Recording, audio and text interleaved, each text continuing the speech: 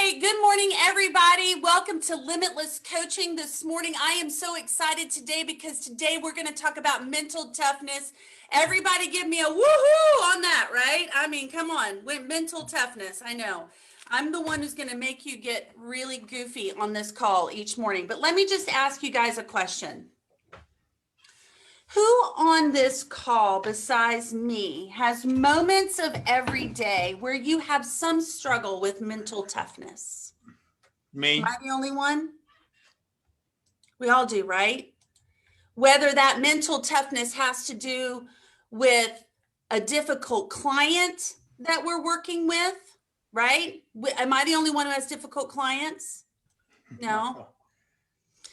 I mean, really, you see, whether you're in real estate or whether you're in any business where you offer a service, you get to see the unique side of an individual in these circumstances, don't we? I call it fascinating. Fascinating, the conversation I had with a client today, right? So whether or not it's with a client, whether it's personally, I mean, how many of you are juggling children, work, financial, spouses or significant others, right? Right? And they go to work or they go to school and they have their own challenges with mental toughness, right? And that comes home at night to you and you have these conversations. So we're going to get real on this call today, right? Because we can certainly do the whole, hey, just get at it, make it happen, focus on your lead measures, not your lag measures. I mean, all of those things that I talk about all the time. And then every now and then we have to take a second to really examine our mental toughness, our mental toughness. All right. So if you've got a piece of paper, I hope you've got a Limitless notebook, because we write down, take lots of notes in Limitless. And my hope is that when we are on Limitless and we're taking these notes, you do what I do and you kind of go back and you just kind of look and you say, okay, what have we been through? What do I need to be reminded of? That's one of the great reasons why you want to kind of keep a notebook and keep all of our different calls in that notebook. So I'm going to give you 4 points around mental toughness, and then I want to hear some thoughts from you guys, okay? So right now, I'm going to talk about, even though I know we have a lot of folks on this call or on the live stream that may not be in real estate, many of us are in real estate. And right now, we're struggling in real estate. What are some of the things we're struggling with in real estate? Because real estate is good, right? You talk to anybody. I was on the golf course this weekend and I had this guy who wasn't in real estate telling me how lucky I was to be in real estate and how good it was. And I really didn't have to work that hard because people were just buying homes everywhere. And of course, you know, that's what the general population thinks. And so I just listened and I thought to myself, as we were driving off, I looked over and I told my husband and I said, gosh, I said, I wish it was that way. Wouldn't everybody do it? Wouldn't everybody be successful at it, right? So what's going on in your world today as a real estate agent that is hitting your mental toughness, that's causing you to really have to just sit up and get your game face on and push through some things? There is not enough time to do things, Becky. There's not enough time to get enough. There's not enough time in the day, right? There's not enough time in the day. And we know the things that we have to do.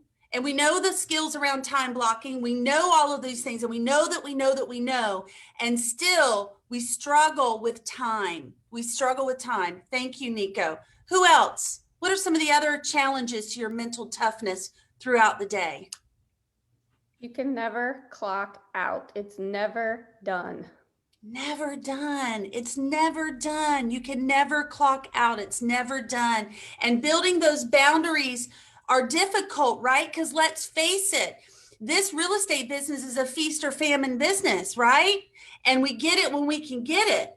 And so we do make sacrifices with our family and with our personal time for our business. Thank you. That's a real statement, Karen. Thank you. I'm going to go to Terry and then to James. Terry? I think with all the books we've been reading and what you've been coaching, it's making the choices. So going back to the mental block is making the right choices. And that's what I've been learning over this time is I'm struggling with making the correct ones. Okay, thank you for being vulnerable. You're struggling with making the right choices, the right decisions. And at the time, it may be right for someone else and not for you. And how do you balance that? Or not right for your family, right? So that those things are happening. I get that. James? So one of the challenges in this market, the market of the moment, because it is moving so fast, it's managing expectations. Sellers think that their home is worth, way up here because everything's going up, but buyers still haven't changed their mindset to the fact that they're going to have to pay the premium if they want the home because there's low inventory. So, The thing about it is we know, and if in the market this fast, a lot of times it's price, right? A lot of times it's price because if it doesn't move quick. So we've got all these mental toughness issues, or not issues, but all of these things raining down on us. So I want to give you 4 key things that I got up this morning and I read these 4 key points. I looked back through some notes from an old coach or from one of my coaches, and I was like, you know what? This is so appropriate for today. All right. So 1 for mental toughness is understand what you can and can't control. When we feel overwhelmed and out of control, it's because we're usually trying to control something we can't, right? We're usually trying to control something we cannot control. That's what happens when we feel overwhelmed and out of control. So you have to truly make a choice. You have to say to yourself, today I will control my controllables and I will let everything else go. Say it with me. Today I will control my controllables and I will let everything else go. What other people do, what other people think, and the actions that other people take are not within your control. They're just not. The only thing you control today in terms of your business is the key relationships that you create. Through lead generation, through negotiation, through networking, those are the only things you can control. So you understand what you can control and what you cannot control, right? Second, you must be 100% committed. Now, mental toughness. So let me ask you this question. Nico, did you play sports? You did? Okay. How many of you played sports? Yes. Raise your hand. Okay. So what was your mindset when you walked on the field or went to whatever sport that you were going to play? What was your mindset? That I'm gonna win. That you're going to win. You're going to do whatever it takes to win, right? Ethically, morally, and sometimes within the rules. In sports, we kind of, we bend them a little bit sometimes, like the Kansas City linebackers hanging all over the Tampa Bay people. That's why they got 80 yards of penalties or more. If you're a Kansas City fan, I'm sorry. But here's the thing. You're 100% committed. So when when you're 100% knowing what's in your control and you're 100% committed, can you make better decisions? Can you? Yes or no? Yes. Yes. Right? So under number 2, where it says 100% committed, your vision must be complete. Your vision must be powerful, and it must drive you so that you say no to one thing to say yes to something else that's going to serve you. So on number 1, where I said, understand what you can and can't control, your mantra was, today I'm going to control my controllables. Hope you wrote that down. Under number 2, I must be 100% committed. That means today I will say no to the things and the people that do not serve me.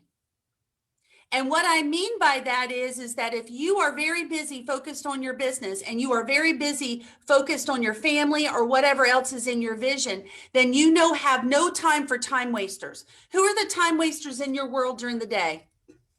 No, don't tell me who they are, but what are the time wasters? Like, what are they? I mean, really, what are they? What's a time waster in your day? Tell me. Social media. Social media. How many of you have social media time blocked and you only get on it when it's your time block? Okay. Might want to consider that. Adrian and I were talking about that this morning. We time block it for the morning and at night. And if you use social media for your business, you might have a few more time blocks during the day that you use it, right? But you use it, you don't what? Consume it. Consuming social media is a time waster. Using it to grow your business is not. All right. What is another time waster in your day? Come on, guys. One thing, pay attention here. Pay attention here. Pay attention here. What else is a time waster? Your thoughts? Thoughts. Okay. Nico, yes. If you let your mind wander into something that's not productive. Lisa? Email. Email. And getting distracted from what I'm doing. Getting distracted from what you're doing in email. So could you time block email? Yes. Okay. One of the things I used to do when I was in real estate, and I was really good at the time blocking thing, which just by the way, I'm still working on that. I'm a work in progress on it. But in my real estate business, at one point I was really good at it. And I actually had an auto response on my email that told people what time I checked email. That way they have an expectation of when they would get a response from me. And then you're not all over the place, right? Time wasters. Do you have time wasters in your life that just want to chit chat, gossip, blow your day up with news because they want to share something with you that's bothering them and they want you to be bothered by it too? Jordas. Say again, Nico? Jordas. Oh, not Jordas. Right? But who has those people in your world that when you see them call, you know it's a juicy gossip conversation and you answer it because you can't stand it? Nobody else is like that but me, I see. Right? So the thing about it is we have people that we allow in our life to time waste us and they love us, but we allow them to waste our time because it takes us away from what we should be doing. Okay. Third thing, acknowledge that there will be challenges that you cannot control.